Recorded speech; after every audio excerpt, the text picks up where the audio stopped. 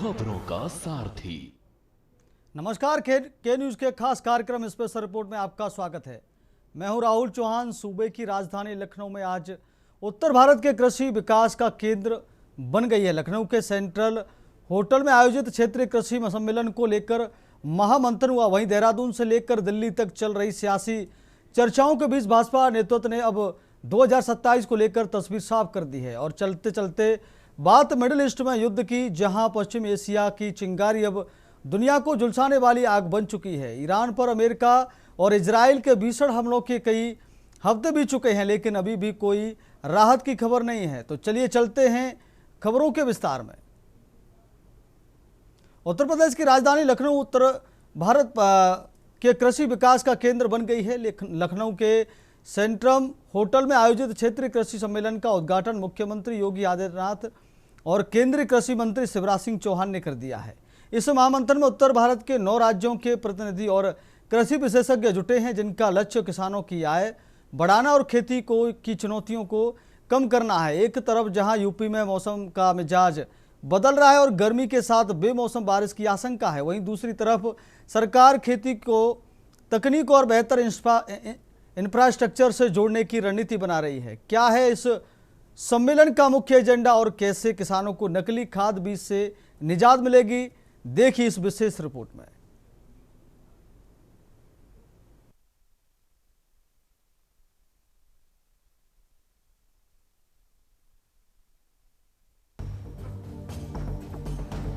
अप्रैल का दिन यूपी के लिए काफी अहम रहने वाला है। लखनऊ आज पूरे उत्तर भारत के कृषि क्षेत्र के लिए मंथन का केंद्र बना है। क्षेत्रीय कृषि सम्मेलन केंद्रीय कृषि मंत्रालय की देखरेख में सेंट्रल होटल में आयोजित होने वाले क्षेत्रीय कृषि सम्मेलन का उद्घाटन मुख्यमंत्री योगी आदित्यनाथ और केंद्रीय कृषि मंत्री शिवराज सिंह चौहान ने किया। अब अगर मौसम की बात करें तो उत्तर प्रदेश में गर्मी अपना कहर बरपाने लगी है, जिससे लोगों का हाल बेहाल है। हालांकि कुछ दिनों में गरज चमक के साथ बारिश होने की उम्मीद जताई जा रही है। एक तरफ बेमौसम की बारिश है, वहीं दूसरी तरफ कृषि क्षेत्र के लिए सीएम मंथन कर रहे हैं, जिससे किसानों को परेशानी से निजात मिले। 2017 में जब उत्तर प्रदेश के अंदर सरकार बनी थी, हमारे पास उस समय उत्तर प्रदेश के अंदर 69 हमारे पास कृषि विज्ञान केंद्र थे और वे कृषि विज्ञान केंद्र ज्यादातर लगभग बंदी के कगार पर थे। उनके जितने वैज्ञानिक थे ज्यादातर विश्वविद्यालयों ने अपने यहां अटैच किए हुए थे, कोई उनकी जवाबदेही नहीं थी। मुझे कृषि विभाग के पहले सम्मेलन में उस समय भी श्री सूर्य प्रताप शाही जी हमारे कृषि मंत्री थे और उस समय मुझे इन्होंने सबसे पहले कृषि विज्ञान केंद्र के ही सम्मेलन में इन्होंने मुझे बुलवाया। मेरा अनुभव कृषि विज्ञान केंद्र के साथ बहुत अच्छा नहीं था उस समय तक, तो मैंने इनको बोला, मैंने कहा मुझे कहां बुलवा लिए। उन्होंने कहा इस प्रकार का कार्यक्रम है, भारत सरकार 20 नए कृषि विज्ञान केंद्र देना चाहती है और हम अगर उसको ले लेंगे तो सभी जनपदों में, बड़े जनपदों में 2 और छोटे जनपदों में 1-1 कृषि विज्ञान केंद्र हमारा हर जनपद में हो जाएगा। मैंने कहा लेकिन जो हैं वो तो काम करते ही नहीं है, उसके लिए क्या कार्य योजना है। और मुझे प्रसन्नता है आज उत्तर प्रदेश के अंदर कृषि विज्ञान केंद्र, हर कृषि विज्ञान केंद्र कुछ ना कुछ इनोवेशन करके लेके आया है और सभी 9 एग्रो क्लाइमेटिक जोन जो यूपी के अंदर हैं उनमें एक सेंटर ऑफ एक्सीलेंस के माध्यम से उन्होंने कुछ बेहतरीन करने का कार्य किया है। आज यहां पे हम लोगों ने उत्तर प्रदेश के अंदर इसी का परिणाम है।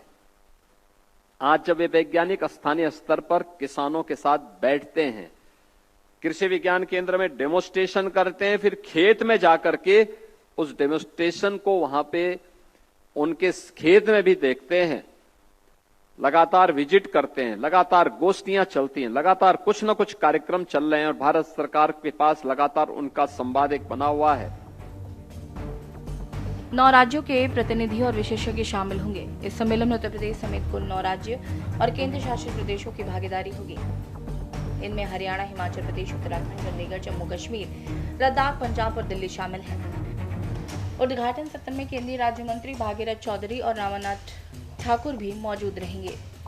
सम्मेलन के दौरान कई अहम बिंदुओं पर समीक्षा की जाएगी, जिनमें मुख्य रूप से कृषि ऋण और किसान क्रेडिट कार्ड की प्रगति, एग्रीकल्चर इंफ्रास्ट्रक्चर फंड और कृषि स्टार्टअप्स को बढ़ावा देना होगा। दलहन में आत्मनिर्भरता और राष्ट्रीय खाद्य तेल मिशन की समीक्षा, नकली कीटनाशकों के उर्वरकों की कालाबाजारी पर प्रभावी नियंत्रण शामिल, यूरिया की खपत कम करने की तैयारी, रासायनिक उर्वरकों खासकर यूरिया पर निर्भरता कम करने और उत्तर प्रदेश सरकार किसानों को लगभग 40,000 क्विंटल ढैंचे और बीज उपलब्ध कराएगी। यूरिया की खपत में करीब 20% तक की कमी आने की उम्मीद है। यूपी के बाद 20 लाख मीट्रिक टन से अधिक उर्वरकों का स्टॉक मौजूद है। इस दौरान केंद्रीय कृषि मंत्री शिवराज सिंह चौहान की इसमें कृषि ऋण, किसान credit card, agriculture infrastructure fund की प्रगति, राज्यों के किसानों के इनमें स्टार्टअप, एफपीओ, नाबार्ड बैंकों, मिल मालिकों, प्रसंस्करणों इकाइयों, बागवानी की संभावनाओं, दलहन आत्मनिर्भरता मिशन की प्रगति, बीज एजेंसियों, खरीद एजेंसियों, सिंचाई कंपनियां, राष्ट्रीय खाद्य तेल मिशन आदि पर चर्चा व समीक्षा भी। इसके साथ ही कृषि के क्षेत्र, अन्य राज्यों के विभिन्न सकारात्मक कार्यों की भी जानकारी आदान प्रदान होगी।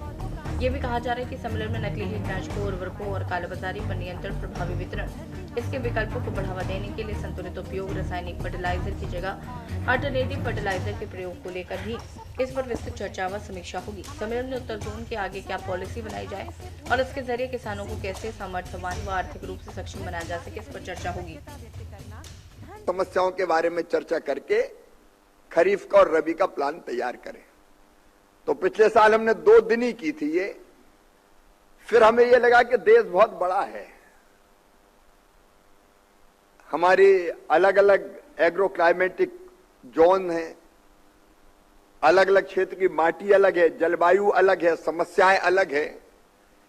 अब जो चीज जम्मू कश्मीर में लागू होती है वो तमिलनाडु में लागू नहीं हो सकती, जो उत्तर प्रदेश के लिए प्रासंगिक है वो आसाम में लागू नहीं हो सकती, जो पंजाब के लिए उपयोगी है वो बंगाल में लागू नहीं हो सकती।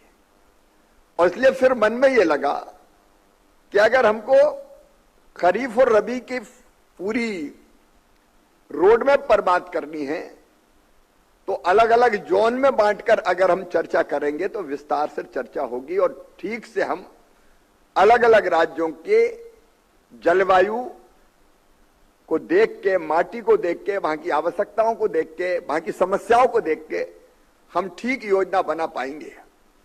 इसी कड़ी में ये दूसरी रीजनल कॉन्फ्रेंस है, एक जयपुर में पहली हुई, ये दूसरी है यहां पे, और मुझे लग रहा है कि ये बहुत उपयोगी है।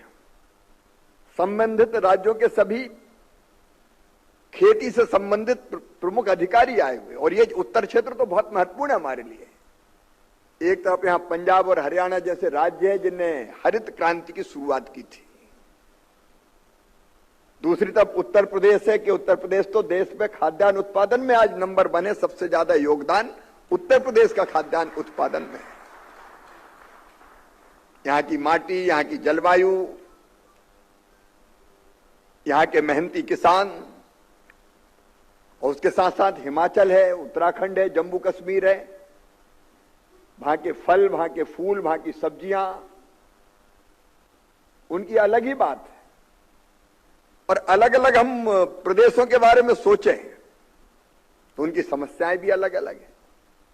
एक तो मैं आप सबको इस बात के लिए बधाई देना चाहता हूं कि देश के अन्न के भंडार आज हमने भर के रखे हैं, दुनिया में कहीं से मंगाने की जरूरत नहीं। गेहूं, चावल में तो भारत उत्पादन में आज नंबर 1 है।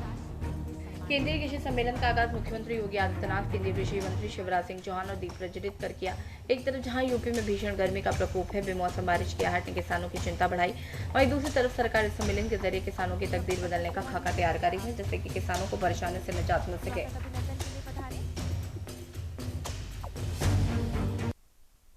अब बात करेंगे दूसरी स्पेशल रिपोर्ट की। देहरादून से लेकर दिल्ली तक चल रही सियासी चर्चाओं के बीच भाजपा नेतृत्व ने अब तस्वीर साफ कर दी। उत्तराखंड भाजपा के प्रभारी और राष्ट्रीय नेतृत्व के अहम चेहरों ने साफ संकेत दिया है कि आगामी विधानसभा चुनाव मुख्यमंत्री पुष्कर सिंह धामी के ही नेतृत्व में लड़ा जाएगा।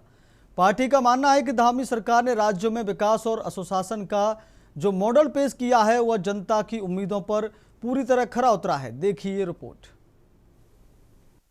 उत्तराखंड में धामी होंगे भाजपा का चेहरा। मिशन 2027 हाईकमान ने दिए स्पष्ट संकेत। दिल्ली से मिली हरी झंडी, दावेदारों में खलबली। अफवाहों पर लगा विराम, हैट्रिक के लिए धामी तैयार। उत्तराखंड की राजनीति में 2027 विधानसभा चुनाव को लेकर तस्वीर धीरे धीरे साफ होती नजर आ रही है। भाजपा के राष्ट्रीय अध्यक्ष नितिन नवीन ने साफ संकेत दिए हैं कि आगामी चुनाव मुख्यमंत्री पुष्कर सिंह धामी के नेतृत्व में ही लड़ा जाएगा। गौरतलब है कि इससे पहले भी शीर्ष नेतृत्व की ओर से धामी की कार्यशैली की सराहना की जा चुकी है। उन्होंने कहा कि धामी सरकार ने राज्य में विकास और सुशासन का मजबूत मॉडल पेश किया। उनके मुताबिक मुख्यमंत्री धामी ने जनता की अपेक्षाओं पर खरा उतरते हुए प्रशासन में पारदर्शिता बढ़ाई है और दूरस्थ क्षेत्रों तक बुनियादी सुविधाएं पहुंचाने में उल्लेखनीय काम किया है। फिलहाल उत्तराखंड में 2027 विधानसभा चुनाव को लेकर भारतीय जनता पार्टी ने अपनी रणनीति लगभग स्पष्ट कर दी है। आगामी चुनाव मुख्यमंत्री पुष्कर सिंह धामी के नेतृत्व में ही लड़ा जाएगा। हालांकि इस बयान से राज्य में कई दावेदारों की उम्मीदों पर पानी फिर गया है।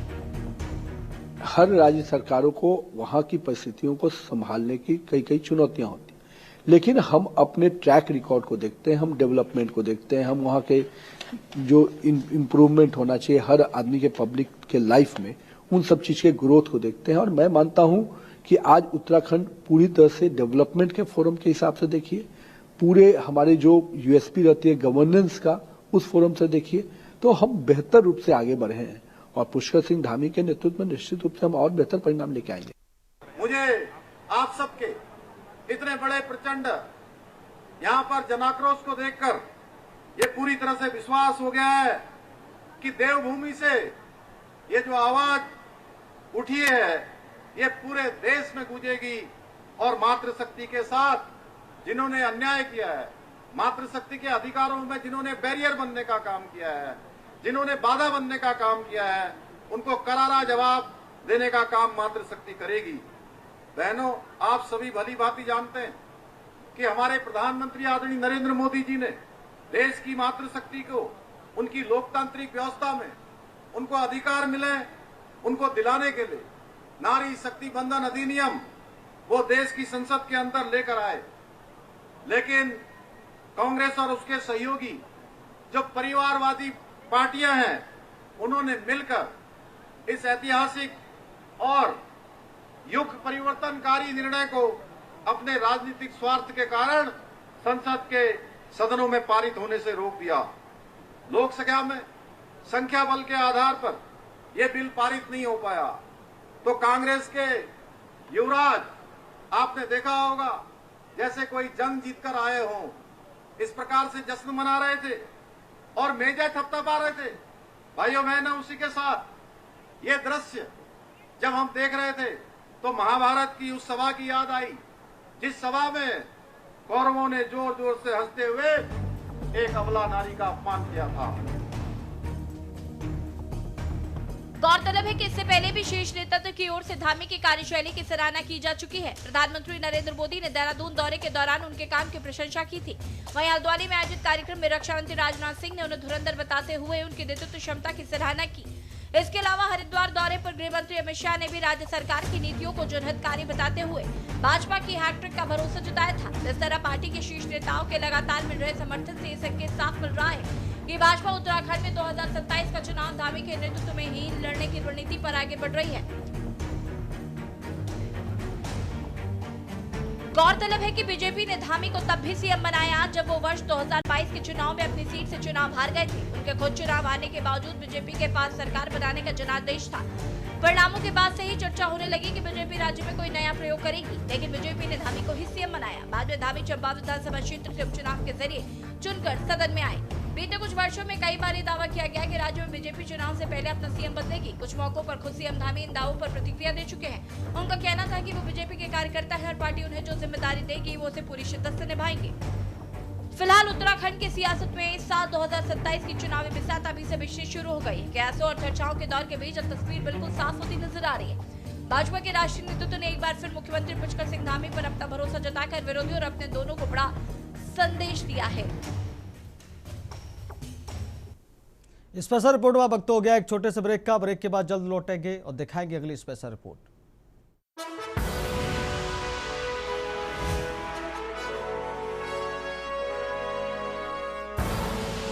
आप देख रहे हैं के न्यूज, खबरों का सारथी। ब्रेक के बाद फिर आपका बहुत स्वागत है। स्पेशल रिपोर्ट में बढ़ते अगली स्पेशल रिपोर्ट की तरफ।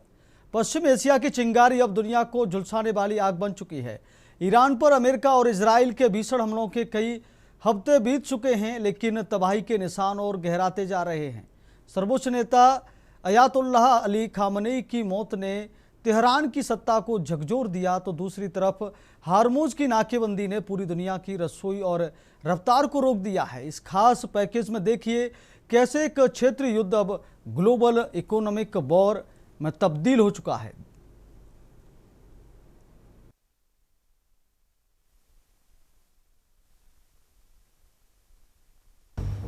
अमेरिका और इजराइल के ईरान के हमले के कई हफ्ते गुजर चुके हैं। इस अटैक में न केवल ईरानी supreme leader Ayatollah Ali Khamenei सहित कई शीर्ष नेता मारे गए, बल्कि ईरान के सैन्य संसाधनों को भी तकड़ी क्षति पहुंची। अमेरिका और इजराइल को भी खासा नुकसान हुआ है और तो और इस जंग की वजह से वैश्विक तेल गैस की कीमतें आसमान छू रही हैं, जिसमें भारत समेत दुनिया के बहुत सारे देशों की अर्थव्यवस्था पर दबाव पड़ रहा है। यानी दो देश इस जंग में हिस्सेदार भी नहीं है, उन पर भी इसका बुरा असर पड़ना शुरू हो गया है। वहीं हॉर्मुज की नाकेबंदी जारी है, जिससे जंग का खतरा बना हुआ है। 28 फरवरी 2026 की उस काली रात को ईरान कभी नहीं भूलेगा। अमेरिका और इजराइल की संयुक्त एयर स्ट्राइक ने न केवल ईरान के सैन्य अड्डों को मलबे में तब्दील किया, बल्कि ईरान के शीर्ष नेतृत्व का खात्मा कर दिया। हमले में ईरान का रडार सिस्टम और मिसाइल डिफेंस पूरी तरीके से ध्वस्त हो गया। हालांकि नुकसान अमेरिका और इजराइल को भी हुआ, जिसमें कई लड़ाकू विमान के बेस ईरान की जवाबी कार्रवाई की चपेट में आए। आपको बता दें, ईरान, अमेरिका और इजराइल के बीच जारी यह टकराव अब केवल सीमाई गोलाबारी तक सीमित नहीं है। यहाँ एक ग्लोबल इकोनॉमिक वॉर बन चुका है, क्योंकि इसने दुनिया की रगों में दौड़ने वाले खून यानी कच्चे तेल और ग्लोबल सप्लाई चेन पर सीधा हमला किया। 13 अप्रैल से लागू इस नेवल ब्लॉकेड के तहत किसी भी जहाज के ईरान के बंदरगाहों पर जाने की इजाजत नहीं है। हालांकि कमर्शियल जहाजों को निकालने की कोशिशें जारी हैं, लेकिन समुद्री बारूद के खतरे ने नेविगेशन को ठप कर दिया है। दुनिया दो धड़ों में बंट चुकी है। एक तरफ सैन्य ताकत का प्रदर्शन है, तो दूसरी तरफ आर्थिक मंदी की आह है। अगर हॉर्मुज का रास्ता जल्द नहीं खुला तो भारत समेत पूरी दुनिया की अर्थव्यवस्था को पटरी पर आने में लागू सालों लग सकते हैं। हॉर्मुज की नाकेबंदी, ऊर्जा की शेयर और मांग। दुनिया के कुल समुद्री तेल व्यापार का लगभग 20% इसी सक्रिय रास्ते से गुजरता है। ईरान द्वारा इसकी नाकेबंदी ने सऊदी अरब, यूएई और कुवैत जैसे देशों के निर्यात को अधर में लटका दिया है। कतर से आने वाले लिक्विफाइड नेचुरल गैस भी यहीं से गुजरती है।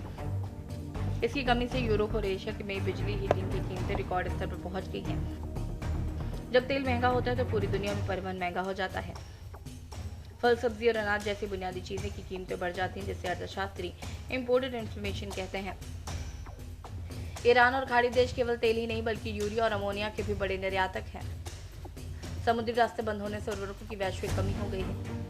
इससे भारत और ब्राजील जैसे कृषि प्रधान देशों में खेती की लागत बढ़ गई है, जो भविष्य में वैश्विक खाद्य संकट का संकेत है।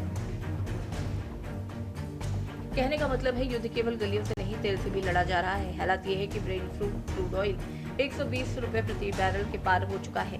भारत जो अपने तेल जरूरतों का 80% आयात करता है, इसके सीधे निशाने पर है। माल ढुलाई बढ़ने से स्टील, सीमेंट और रोजमर्रा की चीजें महंगी हो गई हैं। रिटेल इन्फ्लेशन महंगाई दर अब खतरे के निशान को पार कर रही है। भारत की अर्थव्यवस्था पर ट्रिपल अटैक। भारत इस जंग का हिस्सा नहीं है, लेकिन इसका असर सबसे ज्यादा भारत पर दिख रहा है। महंगा डॉलर, कमजोर रुपया।